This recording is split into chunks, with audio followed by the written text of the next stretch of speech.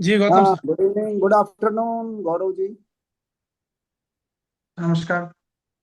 नमस्कार। आप क्या ज्योग्राफी पढ़ाते थे? आप लेक्चरर थे पहले? जी सर, वर्तमान में भी मैं लेक्चरर ही हूँ। कहाँ आईएएसी पर? अजमेर में पढ़ा हूँ। कौन सी सर, कॉलेज में? आईएएसी है गवर्नमेंट डिग्री कॉलेज, वहाँ पर मैं अच्छा, कहाँ कार्य पर? कहाँ पर? अजमेर में है। आईएएसी अजमेर, जयपुर रोड पर। अच्छा, ये गवर्नमेंट का है या प्राइवेट है? गवर्नमेंट का ये माध्यमिक शिक्षा विभाग राजस्थान सरकार के क्षेत्र में ही काम करता है। अच्छा अच्छा, और गुड। यहाँ पर बीएड और एमएड कोर्सेज चलते हैं। आप क्या सब्जेक्ट पढ़ाते थे वहाँ पर? Sir, geography, pedagogy of geography. Geography, good. आपने एक सबसे बढ़िया बात देखी, मैंने नई चीज देखी इसमें, archery. You know the archery? No sir, I have mention anchoring as a hobby. है, क्या लिखा आपने? एंकरिंग। आपने आई लिखा हैव है एक तो tennis, table tennis and. Anchoring. अच्छा। Archery anchoring. नहीं है? नो नो नो सर, अच्छा अच्छा, गुड गुड। एंकरिंग लिखा है सर मैंने। अच्छा, एक बात बताइए, आप कायस्थ का जन्म कब से हुआ? कायस्थ वर्ग का मतलब?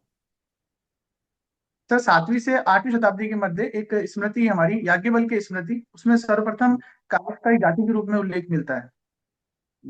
8वीं शताब्दी में नहीं, उससे पहले? सर, उससे पहले आ गए थे, उस समय एक कायस्थ वो भूमिहार कहलाते थे। उस स्मृति के अंदर ही उनका उल्लेख सबसे लिखित रूप में मिलता है। एक्चुअली क्या, मैं ऑथर हूँ, देखो। ये मेरी बुक है। इसमें ये इंडियन सिविल सर्विसेज के सिलेबस को कवर करती है। और मैंने इन कायस्थों के ओरिजिन पर काफी अच्छी स्टडी की है, देन उसके बाद लिखा है इसमें कि कब इनका ओरिजिन हुआ। ये गुप्त काल में 4th सेंचुरी में ही हो गया था इनका। हम्म। अच्छा, आपको बहुत सारे जो है क्वेश्चन, आप ज्योग्राफी के होने के नाते आपसे रिलेटेड क्वेश्चन मैं आपके तैयार किए हैं मैंने। विश्व में बढ़ती हुई पॉपुलेशन का क्या कारण मानते हो आप? बढ़ती हुई पॉपुलेशन की वजह से गर्मी भी बढ़ रही है। जो है ना, पॉपुलेशन की वजह से बहुत सारे और भी कई सारे जो है ना रिpercussion हो रहे हैं। What are the these reasons कि पॉपुलेशन भी बढ़ रही है, गर्मी बढ़ रही है, जो है ना एटमॉस्फेयर में चेंजेस आ रहे हैं? What are all the reasons? जी सर, पिछले अगर हम देखें कुछ दशकों के अंदर वैश्विक स्तर पर जनसंख्या में तेजी से वृद्धि हुई है। और वर्तमान में जो विश्व की जनसंख्या है वो 7 अरब से अधिक है। इसके मुख्य कारण जो है वो एक मुख्य रूप से है कि तो अशिक्षा और जागरूकता का अभाव है। दूसरा, अगर हम अफ्रीकी महाद्वीप और एशिया महाद्वीप की बात करें तो हम सर्वाधिक जनसंख्या देखने को मिलती है। इसका कारण ये है कि एक तो गरीबी है, और क्योंकि परिवार बड़ा होगा तो उनकी आवश्यकताओं की पूर्ति करने के लिए ज्यादा से ज्यादा लोगों की जरूरत होगी। तो इस कारण से भी अपना परिवार का आकार ऐसे हमें सब जगह बड़ा देखने को मिलता है। और दूसरा जो आप कारण बता रहे हैं, जो तरह से गर्मी बढ़ रही है या जो वैश्विक जलवायु हाँ ना, परिवर्तन होता है। वो उसका एक अलग सब्जेक्ट है ये कि जो मतलब गर्मी विश्व में बढ़ रही है, वो उसका कारण क्या है मतलब? जब जनसंख्या बढ़ेगी तो संसाधनों पर दबाव बढ़ेगा। जनसंख्या संसाधनों पर दबाव बढ़ने से जैसे फॉसिल फ्यूल बर्निंग होगी। इसके अलावा जो लैंड रिसोर्सेज हैं उसमें भी हमारी कमी आएगी। डिफॉरेस्टेशन होगा, अर्बनाइजेशन होगा। ये सब चीजें हमें जब लगातार देखने को मिलेगी तो इस वजह से हमें दूसरी समस्याएं जो कि अधिक जनसंख्या के कारण हमें देखने को वैश्विक स्तर पर मिल रही है। आप जो एज ए ज्योग्राफी के स्टूडेंट के रूप में आप आरएस बनते हैं या डिप्टी सेक्रेटरी, आप प्रमोशन लेकर डिप्टी सेक्रेटरी आप बनते हैं एनवायरनमेंट के, देन व्हाट विल बी आपका जो है किस तरह से मोटो होगा जिससे कि आप जो है ना बढ़ती हो, मतलब विश्व की बढ़ती हुई गर्मी को या हॉटनेस को या मतलब इसको वेदर को आप कंट्रोल करना चाहेंगे? आपके मोटोज क्या, आपके जो है ना क्या होंगे जिसके द्वारा आप इसको कंट्रोल करने के लिए आप उपाय सुझाएंगे गवर्नमेंट को?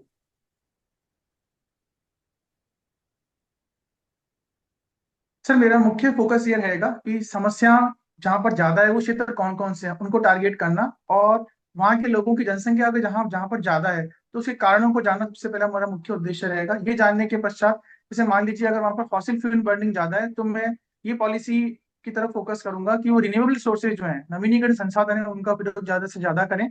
इसके अलावा जो हमारी जो सॉइल है उसको भी सुरक्षित करें, उसके अंदर हम न्यूट्रिएंट्स जो फर्टिलाइजर्स काम में ले रहे हैं वो केमिकल ना लेकर हम ऑर्गेनिक एग्रीकल्चर को बढ़ावा दें।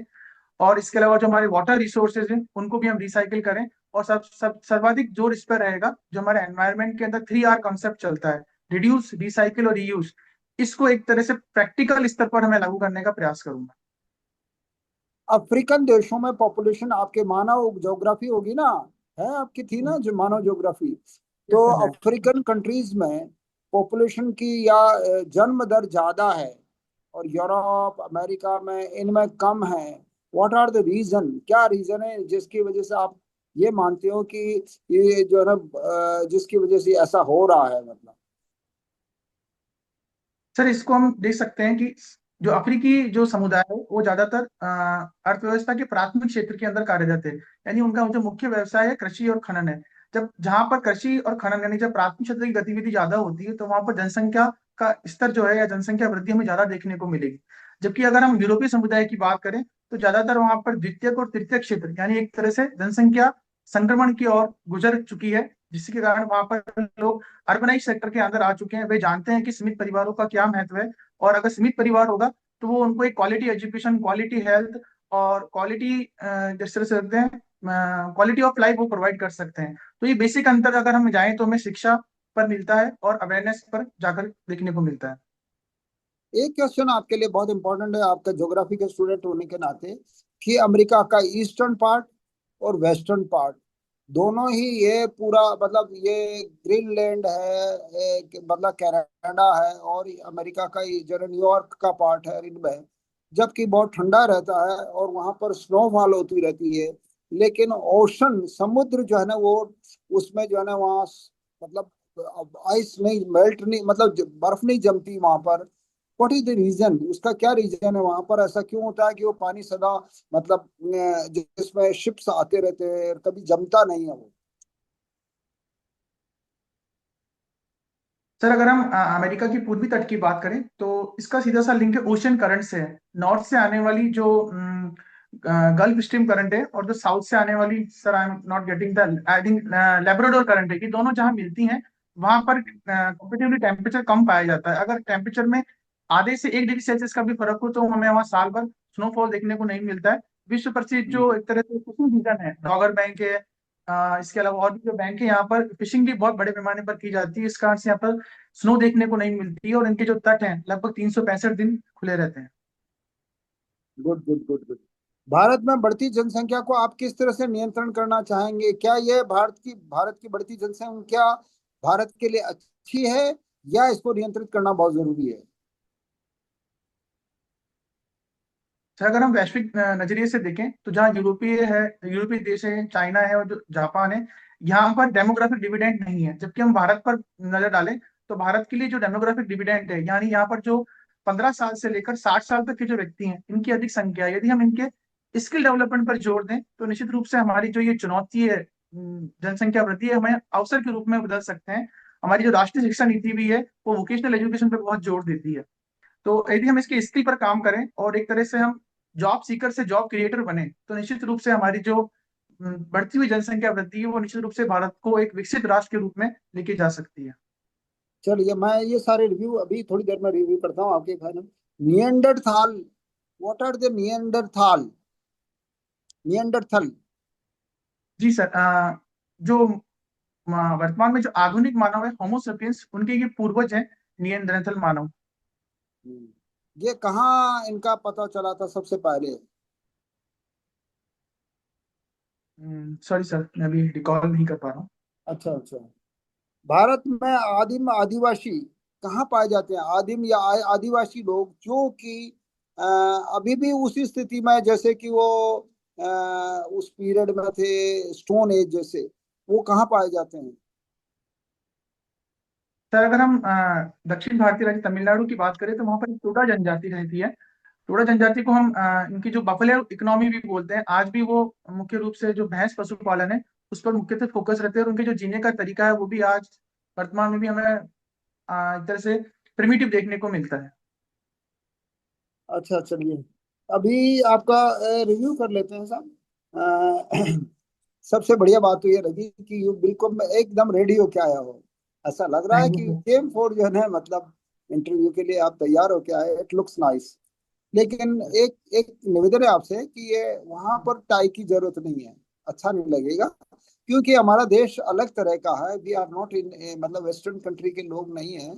तो आप ये इट्स गुड, लेकिन टाई की वहां आप एक ऑर्डिनरी पर्सन के रूप में जाइए, ठीक है। अच्छा, दूसरा पहला क्वेश्चन पूछा था मैंने ज्योग्राफी का के रिलेटेड आपसे पूछा था। एक पूछा था आपसे कायस्थ वर्ग का। वो एक्चुअली आप पर्टिकुलर आपने ये तो सही है कि वो स्मृतियों में इसका जिक्र है, लेकिन ये गुप्त काल में इनका डेवलपमेंट हुआ था। और गुप्त काल में कैसे हुआ कि इनको जो है ना ये भूमि के संबंधित सारे रेवेन्यू रिकॉर्ड रखने से उससे पहले ही बल्कि रेवेन्यू रिकॉर्ड रखने की परंपरा और पूरी तरह से उसको डेवलप किया गया गुप्त काल में। तो ये थर्ड फोर्थ सेंचुरी में मैं इसका जो है ना ये सॉरी ये इनका विकास हो गया था।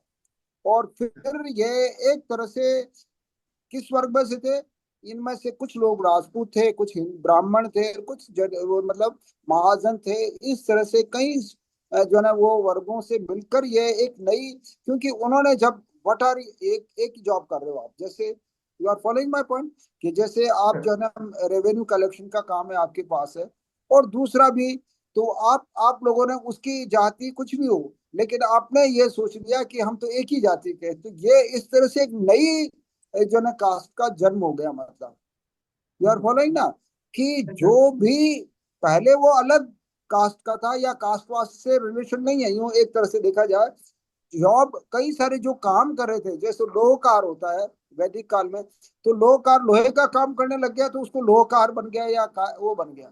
तो जो जो रेवेन्यू कलेक्शन कर रहा था वो कायस्थ बन गया। तो जो जातियों का निर्माण हुआ इस तरह से हुआ है। हैं, फॉलो कर रहे हो? अच्छा, अब एक क्वेश्चन पूछा था, विश्व में बढ़ती हुई गर्मी का क्या कारण है। गर्मी के पीछे दो तीन रीजन को आपको स्पेसिफिक आपने रीजन नहीं दिया है इसमें। एक तो जो न कार्बन उत्सर्जन आपने बिल्कुल नहीं बोला है। मैंने कार्बन फॉसिल उत्स फ्यूल बर्निंग, हाँ वो मेंशन किया था, लेकिन हाँ मुझे कार्बन बोलना चाहिए था, फॉसिल फ्यूल बर्निंग मेंशन किया था मैंने। हाँ, कार्बन उत्सर्जन खासतौर से, और वो नॉट ओनली का अपने कारों से ही नहीं हो रहा है, बढ़ती इंडस्ट्रीज की वजह से, या और भी कई सारे पॉपुलेशन का, कंक्रीट सीमेंट कंक्रीट के मकानों का खड़ा होना, इन बहुत सारे कारणों की वजह से ये जो है ना बढ़ रही है।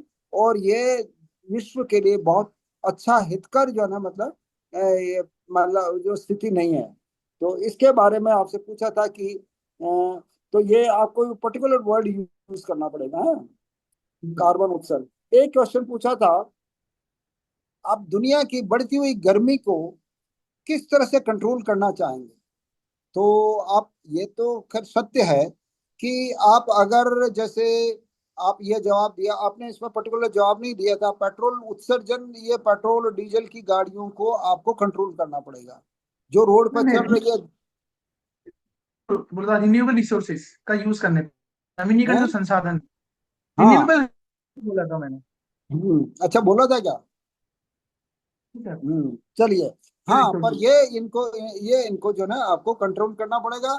साथ ही जो है ना वो बैटरी की कार या उस तरह की कारों का इंडस्ट्रीज पर कंट्रोल करना, पानी में जो ये उत्सर्जन वो गलत जो है ना वो जा रहा है बहुत सारा, उसको ठीक करना, इन सारी चीजों पर बहुत सारा कंट्रोल करने के लिए प्लानिंग करनी पड़ेगी। एक क्वेश्चन पूछा था आपसे, अफ्रीकन देशों में जन्म दर अधिक है और यूरोप और अमेरिका में कम है।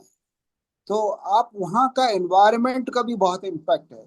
आपने वो ये तो कह दिया, मतलब बताया था आपने कि वहाँ पर जो है ना वो जो है ना कि एजुकेशन एजुकेशन ज्यादा है वाट एवर में भी, लेकिन उसमें वहाँ के इन्वायरमेंट का, ये जो ना एरिया इंडिया जैसे है, तो इंडिया में हॉट, वहाँ का यहाँ का एटमोसफियर है ना, गर्मी गर्म प्रदेश है ये हमारा भारत। तो गर्म होने की वजह से यहाँ जन्म दर अधिक रहती है। और वो यूरोप के जो जो रिलेटेड पार्ट है उनमें भी यही बात है। और यूरोप और अमेरिका में जो है ना वहाँ जो है ना थोड़ा कोल्ड कंट्री है। तो वहाँ पर ऑलरेडी एक तो जो है ना उनके वो क्या कहते हैं विकास विकसित कंट्रीज हैं, वो लोग एजुकेटेड हैं। तो उसको उसको अच्छा नहीं समझते हैं। साथ साथ इसका एनवायरनमेंट का भी वहाँ बहुत बड़ा इम्पैक्ट है। एक क्वेश्चन पूछा था अमेरिका के पूर्व और पश्चिमी तट, आपने उसका बिल्कुल सही दिया था, लेब्राडोर और गल्फ स्ट्रीम जो है ना वहाँ की, उसको ये जो है ना सदा गर्म रखती है और ओशन को, और उसको ठंड वहां पर आइस नहीं मेल्ट, वो नहीं जमने देती। भारत की बढ़ती जनसंख्या के नियंत्रण किए जाने के लिए आप क्या करेंगे, क्वेश्चन पूछा था। इसे एक्चुअली क्या है, ये बहुत बड़ी समस्या है। बढ़ती समस्या, बढ़ती जनसंख्या।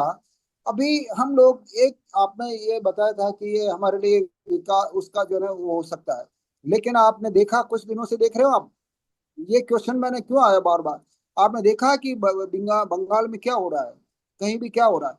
बढ़ती हुई पॉपुलेशन बहुत ज्यादा हितकर नहीं है, वो अराजकता, अव्यवस्था, बेरोजगारी को डेवलप करेगी, और उसको नियंत्रित करना कभी कभी बहुत मुश्किल होता है। आप, यू आर फॉलोइंग ना इसको डीपली, अगर हम लोग अगर इसको एक लिटरेट क्लास और एजुकेटेड, या यूं कह सकते हैं कि एक ब्यूरोक्रेट के रूप में इस वर्ड्स को यूज नहीं करेंगे, लेकिन फिर भी ये देखना पड़ेगा कि ये बढ़ती पॉपुलेशन जो कि अनप्रोडक्टिव है, what I am telling, unproductive population है, जिनका कोई हमारा वापस जो है तो उसका रिवार्ड नहीं मिल रहा है देश को, ऐसी पॉपुलेशन को कंट्रोल करना बहुत जरूरी है। क्योंकि उसकी वजह से एम्प्लॉयमेंट की जो समस्या पैदा हो रही है, अराजकता की समस्या पैदा हो रही है। ठीक है, इसको थोड़ा बारीकी से समझना। एक्चुअली क्या, ये बुक मैंने एक नॉवल लिखा था, बियॉन्ड द हेडलाइन, वो इसी पर बेस्ड है पूरा, बियॉन्ड द हेडलाइन। ये गूगल पर भी, अमेजोन पर अवेलेबल है, अमेजोन पर उस पर सब अवेलेबल है, आप देखना इसको। बाय द वे इट्स मित्रों, तो आप चांस आपको पढ़ने का शौक हो तो। एक क्वेश्चन पूछा था नियंडरथाल, आपने उसका जवाब सही दिया था कि ये जो है ना मतलब हमारा मानव का विकास की वो स्टेज है, लेकिन इसकी जर्मनी में शायद इसका इसका जो है ना वो मिला यूरोपियन था। कंट्री था वो, मुझे पर्टिकुलर नेम याद नहीं आ रहा था। हाँ हाँ, चलिए कोई बात नहीं। भारत में आदिम आदिवासी टाइप के लोग, आपने बताया था, वो मुझे भी, मैंने भी पढ़ा था, ज्योग्राफी मेरे पास भी थी, मैंने तो खैर बहुत सारे सब्जेक्ट पढ़े हैं, बहुत सारे, पचासों। यद्यपि मेरी ज्योग्राफी केवल ग्रेजुएशन ही तक थी, हिंदी, ज्योग्राफी और हिस्ट्री थी, लेकिन उसके अलावा भी मैंने 10 सब्जेक्ट्स और ऐसे पढ़े हैं जिनको मैं वो उनकी पीजी तक का नॉलेज रखता हूँ मतलब। तो व्हाट आई एम टेलिंग, तो ये नेanderथाल तो आपको मैंने बता ही दिया। भारत में आदिम आदिवासी वर्ग जो उस तरह का स्टोन एज की टाइप के लोग हैं, वो अभी अंडमान निकोबार में किसी एक पहाड़ी पर है, उसका आप सर्च करना। आज की डेट में आपने पढ़ा है क्या, कहीं ध्यान आया आपको? तो सेंटिनली ये ट्राइब है, सेंटिनली तो ट्राइब है वहां पर। हाँ, ट्राइब है एक ऐसी, उन्होंने फर्स्ट टाइम जिनको वो ब्रॉडकास्ट किया था लैंग्वेज, अभी। हाँ उनकी लैंग्वेज में नहीं समझते हैं, और वो उसी तरह से रहते हैं जैसे आदिम लोग रहते हैं या आदिवासी लोग रहते हैं। आदिवासी नहीं कहेंगे उसको, मतलब स्टोन एज की तरह लोग रहते हैं। ठीक है, तो ये क्वेश्चंस आपके हैं। आपका बहुत अच्छा है, आपका प्रेजेंटेशन गुड, एंड आपका जो है ना वो भी मतलब प्रेजेंटेशन के साथ साथ आपका नॉलेज भी अच्छा है। I wish for the best, and मैं समझता हूँ कि आपका कब है इंटरव्यू? अभी डेट नहीं आई है, फर्स्ट फेज में अच्छा, मेरा नहीं आया। Good good good. तो बेस्ट विशेस आपको राजा जी, एंड मैं समझता हूँ कि यू विल डू बेटर, आपके आने वाले टाइम पर आप बहुत जल्दी अच्छे अफसर बनेंगे, ये मान के चलता हूँ। बेस्ट विशेज एंड एडवांस में congratulation, you are looking smart for as a officer. Thank you sir. Okay, चलिए, थैंक यू।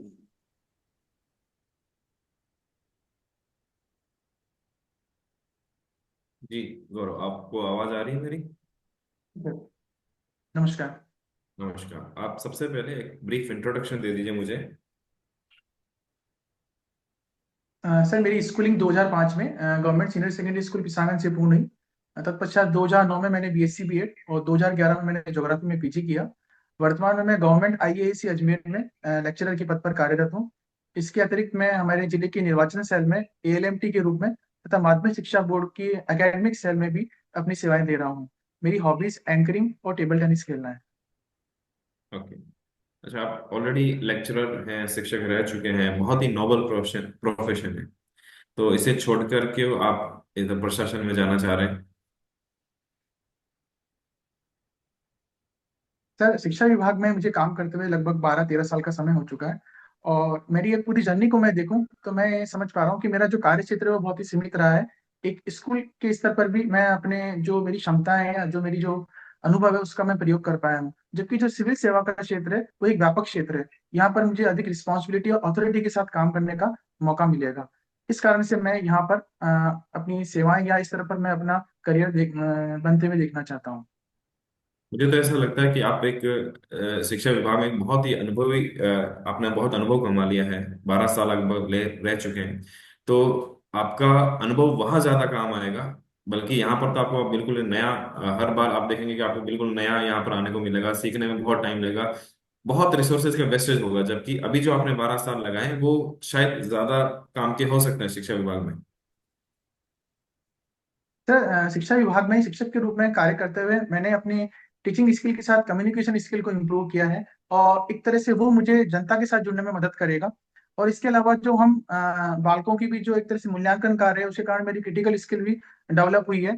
तो ये कहीं ना कहीं मुझे सिविल सेवा में लाभान्वित करेगी। और आगामी 4-5 वर्षों में भी देखूं तो मैं एक प्राचार्य के रूप में स्कूल के अंदर काम करने का मुझे मौका मिलेगा। और मैं फिर उसी पॉइंट को रिपीट करना चाहूंगा कि वहां पर भी मेरी जो कार्य क्षेत्र होगा वो सीमित होगा। जबकि प्रशासन एक बड़ा कैनवास है, वहां पर मुझे शिक्षा, स्वास्थ्य और अन्य विभागों में भी काम करने का अवसर मिलेगा। ये कौन सा प्रयास है आपका आरएस के मेरा लिए? एक थर्ड अटेम्प्ट है। थर्ड अटेम्प्ट है। पिछले 2 अटेम्प्ट में क्या हुआ? 18 में मेरा मेंस क्लियर नहीं हुआ था और 21 में मेरा प्रीलिम्स क्वालिफाई नहीं हुआ था। ओके, इस बार आप इंटरव्यू दे रहे हैं। ठीक है। और अगर इस बार भी आपका सिलेक्शन नहीं होता है तो? सर, वापस मेंस के लिए अपियर होने वाला हूँ, मैं फिर प्रयास करूंगा। मुझे ऐसा लगता है कि आप जहां अभी सर्विस कर रहे हैं वहां कॉम्प्रोमाइज कर रहे हैं इस आरएस की तैयारी करने के लिए, सिविल सर्विस में जाने के लिए। सर, माफी चाहूंगा, मैं इसमें पूरी तरह सहमत नहीं हूँ। लेकिन 2016 से लेकर 2025 तक मेरा जो भूगोल विषय में बोर्ड परीक्षा परिणाम है वो 100% रहा है। और 2020-21 में भी मुझे जिला स्तर पर बेस्ट टीचर अवार्ड से सम्मानित विभाग द्वारा किया गया था। और इसके अलावा भी जो मुझे विभाग और जो प्रशासन द्वारा जो भी मुझे कार्य दिए जाते हैं उसमें मैं अपना पूरा 100% देने का प्रयास करता हूँ। इसके अलावा जो मुझे समय मिलता है वो अपने अध्ययन के लिए मैं निकालता हूँ। ओके। अच्छा, मुझे बताइए, एक जो टीचर होता है, एक जो शिक्षक होता है, और एक प्रशासक, एक प्रशासन में आप जाना चाह रहे हैं, दोनों की भूमिका में क्या क्या अंतर होता है? सर, पहली भूमिका में जो अंतर है, एक शिक्षक का कार्य क्षेत्र सीमित है, जबकि प्रशासन को जो सिविल सेवक होता है उसका कार्य क्षेत्र बड़ा है। और शिक्षक जो है एक तरह से ट्रायंगल के रूप में काम करता है अपने विद्यालय के अंदर, जहाँ पर वो स्वयं विद्यार्थी और समाज या जो बच्चे के अभिभावक हैं वो उनके ही इंटरेक्ट करता है या उन्हीं के बीच में शामिल होता है। जबकि जो सिविल सेवक है वो एक तरह से सरकार और जनता के बीच में एक तरह से कनेक्टिंग ब्रिज के रूप में काम करता है, तो उसकी भूमिका बहुत अधिक हो जाती है। इसके अलावा जो पॉलिसी मेकिंग है और पॉलिसी इम्प्लीमेंटेशन है वहां पर भी सिविल सेवक की भूमिका अधिक व्यापक रहती है। और दोनों में समानता क्या है? दोनों की भूमिकाओं में समानता क्या देखते हैं आप? तो समानता ये है कि कहीं ना कहीं वो दोनों ही एक तरह से लोक सेवक या जन सेवक के रूप में काम कर रहे हैं। जो सरकार की जो जितनी भी योजनाएं हैं या सरकार का जो भी मोटिव है वो एक तरह से उसको इम्प्लीमेंट करने का काम कर रहे हैं। अच्छा, और इसके अलावा? दोनों ही अपने अपने अपने काम के लिए अकाउंटेबल हैं। ओके। अच्छा, आप अजमेर जिले से बिलोंग करते हैं? ठीक है। अभी कितने उपखंड है अजमेर जिले में? अ, वर्तमान में सर 9 उपखंड है। हाँ, श्योर। Not 100% sure. तहसील कितनी है? तहसील हैं अभी हम्म। हाल ही में टाटोड़ी जो तहसील है वो है। टोटल तहसील कितनी है? टोटल पूछ रहा हूँ मैं, टोटल तहसील कितनी है अभी? अजमेर जिले में सर हाँ। 10 तहसील है सर। कितनी? 10। 10 तहसील है। ओके।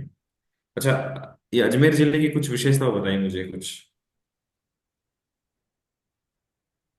सर, भौगोलिक दृष्टि से देखें तो अजमेर जो है राजस्थान के मध्य में स्थित है। इसका जो कुल क्षेत्रफल है वो 8,481 वर्ग किलोमीटर है। हालांकि इसमें से अब ब्यावर जिला नया बन चुका है तो इस क्षेत्रफल में कमी आई है। इसके अलावा अजमेर जो जिला है वो राजस्थान के प्रथम शैक्षिक पूर्णतः शैक्षिक जिले के रूप में अपनी पहचान रखता है। यहाँ पर अगर हम देखें ब्रिटिश काल में भी ये सत्ता का प्रमुख केंद्र था और यहाँ पर मेयो कॉलेज की स्थापना हुई थी। इसके अलावा वर्तमान में भी अजमेर के अंदर काफी एमिनेंट एजुकेशन इंस्टीट्यूट है, इसमें गवर्नमेंट कॉलेज अजमेर है। इसके अलावा यहाँ पर हाल ही में नीरजा मोदी स्कूल आदि यहाँ पर खुले हैं। और राजस्थान के जो मात्र 2 बीएड कॉलेज है, सरकारी बीएड कॉलेज है, उनमें से भी एक अजमेर के अंदर है। इसके अलावा अजमेर के अंदर हम देखें बाकी दूसरे जिलों के में से यहाँ पर सर्विस सेक्टर में ज्यादा लोग काम करते हैं और राजस्थान की जीडीपी में भी इसका एक प्रमुख योगदान है। ओके। अच्छा, यहाँ पर अजमेर में शायद एक कोई दरगाह भी है। जी सर। कुछ समय से ऐसा मैंने न्यूज़पेपर में पढ़ा, कुछ विवाद चल रहा है, कुछ लोग कह रहे हैं कि यहाँ पहले मंदिर था, इसको हटाया जाए। इस तरह का विवाद क्यों होता है यहाँ अक्सर? सर अगर पर्टिकुलरली अजमेर की हम बात करें तो हाल ही में यहाँ देखने को मिला था कि माननीय न्यायालय में एक याचिका दायर की गई थी जिसमें ये कहा गया कि दरगाह के अंदर शिव मंदिर है। क्योंकि ये मामला पूरा न्यायालय में विचाराधीन है और इसमें जो जितने भी जो स्टेक होल्डर हैं उन्हीं को पूरा संयम और शालीनता के साथ जो भी न्यायालय का जो निर्णय आता है और जो भी आगामी समय में एएसआई टीम जो सर्वे करने जा रही है या उनको जो अनुमति मिलती है उसके बाद वो सर्वे करते हैं, उसके आधार पर जो भी कोर्ट जो निर्णय देता है, अपना वर्डिक्ट देता है, उसी के आधार पर उसको मानते हुए ये प्रयास करना चाहिए सभी स्टेक होल्डर को कि आने वाले समय में इस तरह की चीजें नहीं हो, ताकि क्षेत्र के अंदर सांप्रदायिक सौहार्द बना रहे। हम्म। मान लीजिए कि आप किसी क्षेत्र में एसडीएम लगे हैं और आपको अचानक से ऐसी सूचनाएं मिलती है कि आपके क्षेत्र में सांप्रदायिक दंगे भड़क गए हैं। आप क्या एक्शन लेंगे? तुरंत एक्शन क्या होगा आपका? सर जैसे ही मुझे सूचना मिलती है मैं अपनी टीम के साथ कोऑर्डिनेट करूंगा। प्रथम दृष्टया तो जो वहां पर अगर कोई कैजुअलिटी हुई है तो मेरा प्रयास होगा कि उनको नियरेस्ट हॉस्पिटल में पहुंचाया जाए। इसके अंतर्गत मैं जो जिले के सीएमएचओ महोदय हैं उनको भी कोऑर्डिनेट करने को कहूंगा और इसके अलावा जो क्षेत्र के जो भी पुलिस अधिकारी है उनके साथ ही मैं वहां पर जाकर धारा 144 या अपने जो उच्चाधिकारी है उनको सूचित करके वहां पर कर्फ्यू लगाने की कार्रवाई करूंगा, ताकि क्षेत्र के अंदर जो ये सांप्रदायिक दंगा फैला है उसका और अधिक विस्तार नहीं हो। और ये प्रयास रहेगा कि आम जन भी उस क्षेत्र के आसपास जो रहता है उसकी परेशानी नहीं हो। तो मेरा जो पूरा जो फोकस रहेगा वो रहेगा जल्दी से जल्दी वहां पर लॉ एंड ऑर्डर को मेंटेन करने का। ओके, ललित सर आप कंटिन्यू करेंगे। जी सर। नमस्कार। नमस्कार गौरव।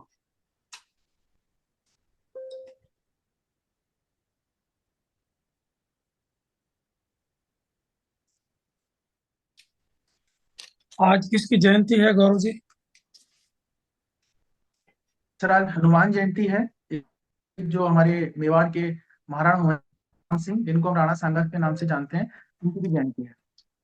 अच्छा, हनुमान जयंती के बारे में बताइए। सर जो हनुमान जी है उन्हें हम राम भक्त के रूप में जानते हैं और उनके पराक्रम और उनके शौर्य की चर्चा आदिकाल से चलती आ रही है और उन्हें हम अजर और अमर मानते हैं। उनका जो जन्म है वो चैत्र माह की शुक्ल पक्ष की पूर्णिमा को मनाया जाता है। अभी कल भी कोई जयंती थी, सर कल ज्योतिबा फुले जयंती थी। बताइए उनके बारे में। सर ज्योतिबा फुले जो है वो उनका जो कार्यक्षेत्र था वो वर्तमान में जो महाराष्ट्र राज्य है वहाँ था और वो एक समाज सुधारक के रूप में जाने जाते हैं। उन्होंने दलित उद्धार के लिए मुख्य रूप से काम किया और महिला शिक्षा पर भी उनका मुख्य जोर रहा। इसके लिए उन्होंने सत्यशोधक समाज की भी स्थापना की थी। और इसके अलावा जो उनकी पुस्तक है गुलामगिरी, उसके अंदर भी जो उन्होंने इसका बहुत विस्तार से उल्लेख किया था कि किस प्रकार से ब्राह्मणवाद जो है वो उसने समाज के जो निचले वर्ग है उनको कहीं ना कहीं उनके जो अवसर है उनसे वंचित किया है।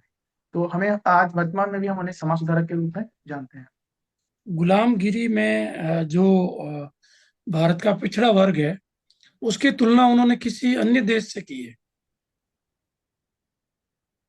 सॉरी सर, मुझे इसके बारे में जानना है। ठीक। एक और आज चर्चा में है न्यूज़पेपर में, साठा धान।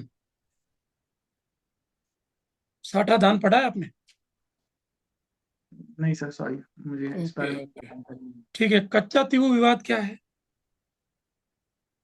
सर कच्चा तीबू जो है वो भारत और श्रीलंका के मध्य जो पाक जल संधि है उसके बीच में एक निर्जन द्वीप है। 70s के दशक के अंदर भारत सरकार द्वारा वो द्वीप श्रीलंका को सौंप दिया गया था।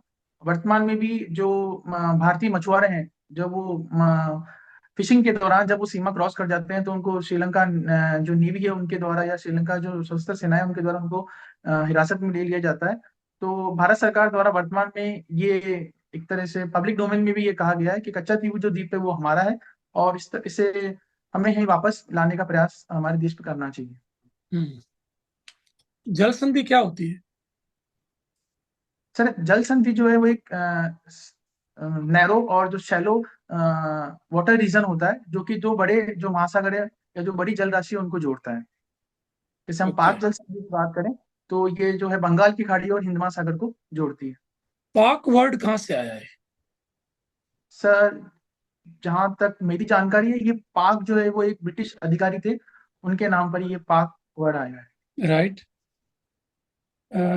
एक और इसके लिए वर्ड यूज करते हैं, जल डमरू मध्य। क्यों कहा जाता है ऐसा? सर यदि हम इसका जो रिमोट सेंसिंग के जरिए जो हमें सैटेलाइट इमेज प्राप्त हुई है, इसके अंदर इनके इसकी आकृति कुछ डमरू की भांति दिखाई देती है, इस कारण से इसे नाम दिया गया है जल डमरू मध्य। ठीक। बिम्स्टेक सम्मेलन के बारे में बताइए। सर बिम्स्टेक जो सम्मेलन है वो राजधानी बैंकॉक के अंदर आयोजित किया गया। तो पूरा नाम है वो bay of Bengal initiative multi sectoral technical and economic. ये दक्षिण एशियाई देश और भारत के मध्य जो क्षेत्रीय आर्थिक और व्यापारिक जो एक तरह से सहयोग है उसके रूप में काम करता है। और उसका अगर हम लार्जर पर्सपेक्टिव में देखें तो इस क्षेत्र में रहने वाली जो जनता है उनके कल्याण के लिए काम करना भी इस संगठन का मुख्य उद्देश्य है। ये तो अभी जो सम्मेलन हुआ है इसमें मोदी जी की यात्रा के बाद में क्या महत्वपूर्ण निर्णय हुए हैं?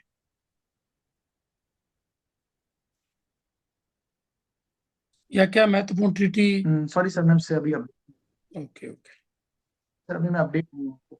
ठीक है। श्रीलंका यात्रा के बारे में कुछ बता पाएंगे?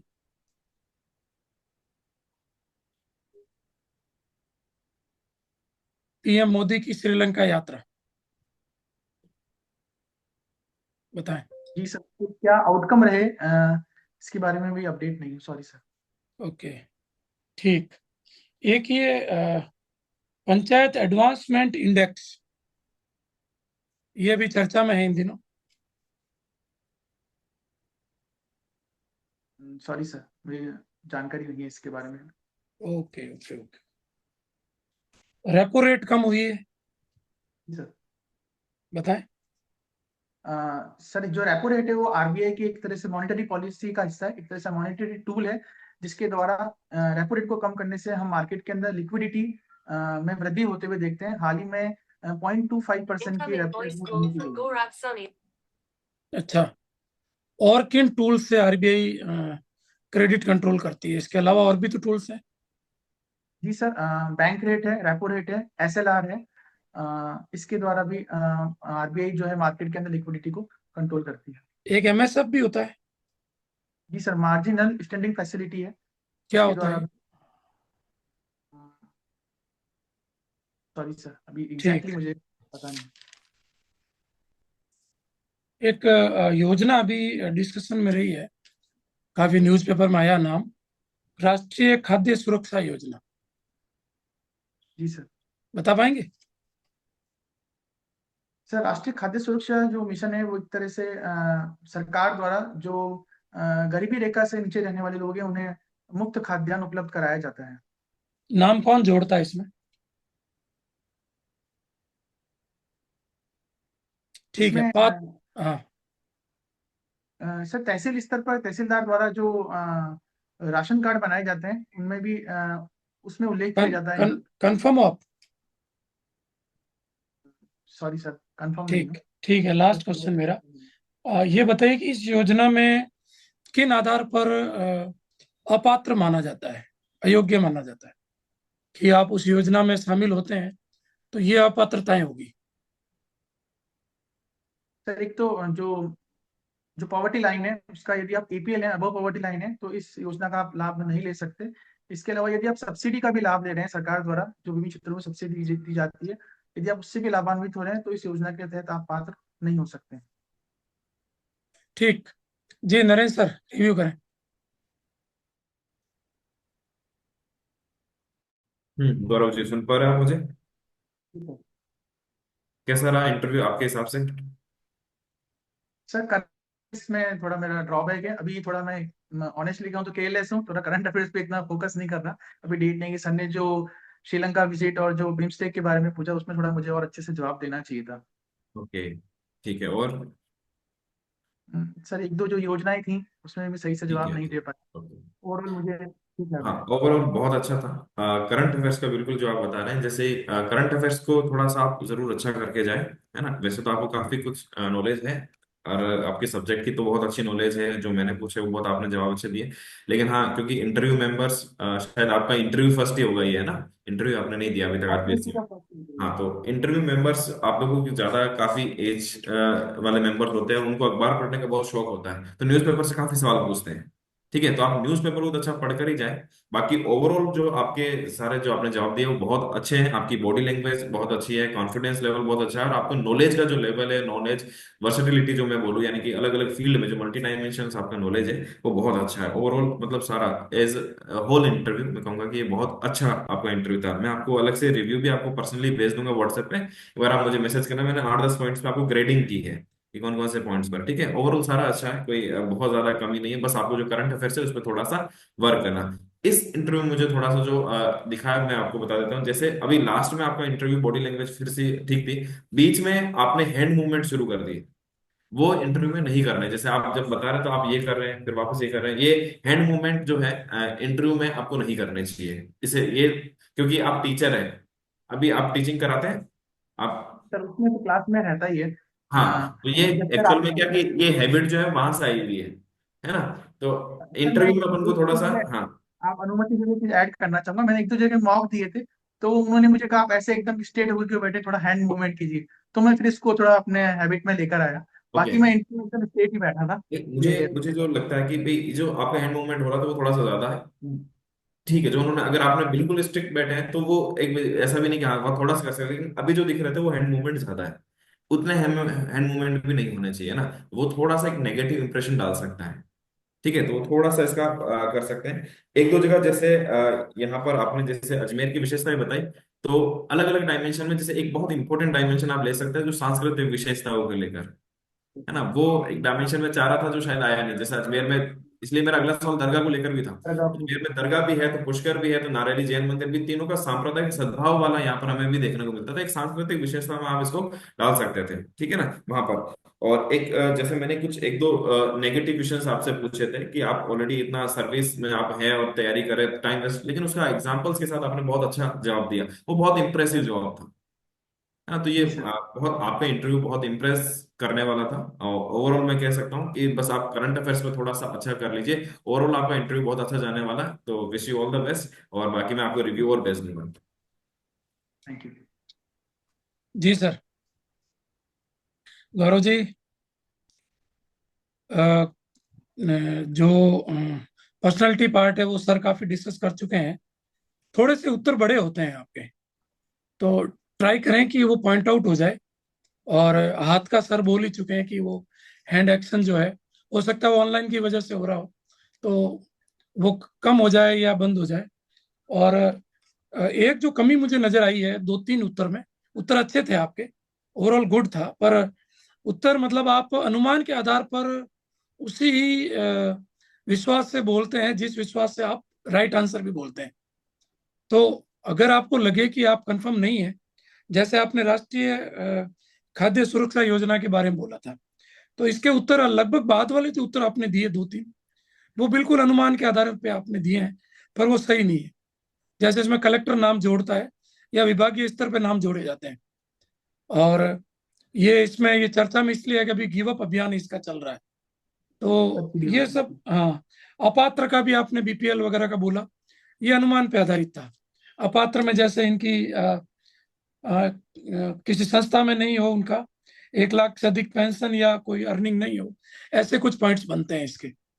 तो न्यूज़पेपर से नोट्स बनाना शुरू करिए, और टू द पॉइंट जाइए। मतलब क्या कहें, जैसे अनुमानित अमूर्त बातें नहीं हो, जो तथ्य हो वो, भाई आप कोई अवधारणा भी बता रहे हैं तो उसका आधार कोई प्रॉपर तथ्य होने चाहिए।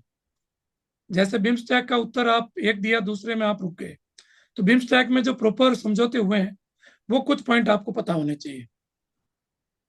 बाकी बाकी ठीक है सब, पर्सनालिटी नॉलेज वाइज काफी उत्तर अच्छे भी दिए हैं, ऐसा नहीं है, पर जो मैंने बताया उसको थोड़ा इम्प्रूव करें आप। ठीक है, नेक्स्ट स्मोक अच्छा में आई लगा। होप। हाँ, हाँ हाँ, अच्छा लगा सर। बाकी जगह तो क्या सब अच्छा बताते हैं, लेकिन आपने सारी कमियां बताई, ये मुझे बहुत अच्छा लगा। नहीं हम आलोचना करते हैं, बढ़िया वाली आलोचना करते हैं। हाँ हाँ, नहीं, सर एक मैंने बार इसको हो तो पढ़ी हुई मैं है, भी मैं जैसे इंक्लूड करूंगा। एक दो चीज जो मैंने फैक्चुअल सवाल पूछे, जो सर ने कहा वो बिल्कुल जैसे फैक्चुअल में मैंने आपको उपखंड और तहसील पूछे, वो भी आपने कॉन्फिडेंस के साथ बताया, पर वो गलत थे।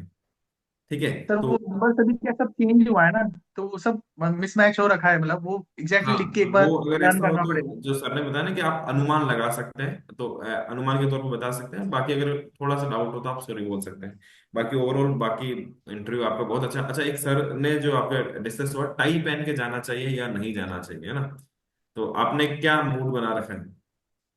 सर अभी तक तो जाने का ही है, क्योंकि सर ललित अब के इसमें प्रभाव दो से चीजें देखो, मुझे। जो सर ने बताया ना वो भी बिल्कुल सही है कि यूपीएससी आईएएस का इंटरव्यू देने जाते हैं तो वहां मैक्सिमम कैंडिडेट या तो टाई पहन के, बिना टाई के कोई जाता नहीं, या तो टाई पहन के जाता है या कोट पैंट पहन के जाता है। वो यही एक पर्सनैलिटी वाइज का हिस्सा रहता है। लेकिन आरएएस में थोड़ा सा, आरपीएससी में थोड़ा सा इसको इतना पॉजिटिव वे में नहीं लिया जाता। फिर भी मेरा ये मानना, मेरा ये पर्सनल है, आप फिर भी इस पर विचार करें।